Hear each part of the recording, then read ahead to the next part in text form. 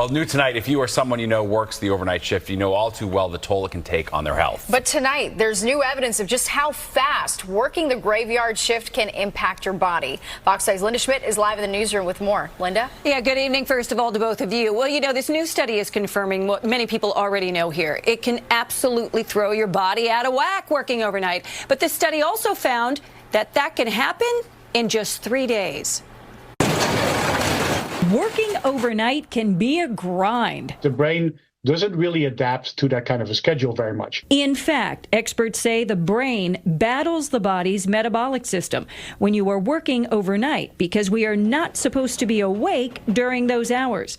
A new study out of Washington State University found that after working just 3 days of overnight shifts, the proteins that regulate blood glucose are disrupted. That tug of war actually has consequences for the way we metabolize our food, for the way we process our glucose and respond to that glucose with insulin.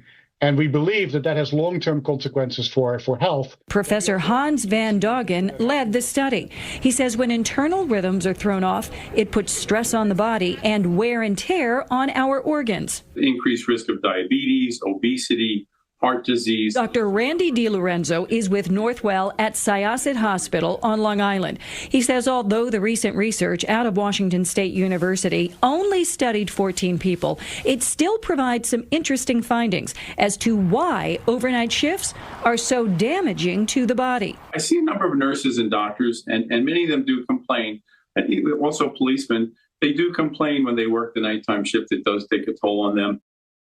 And because the overnight shift can put so much stress on the body, doctors say it is extremely important to try to counteract that by eating healthy and exercising. But the problem is, after working overnight, the last thing that you feel like doing when you get home is exercising.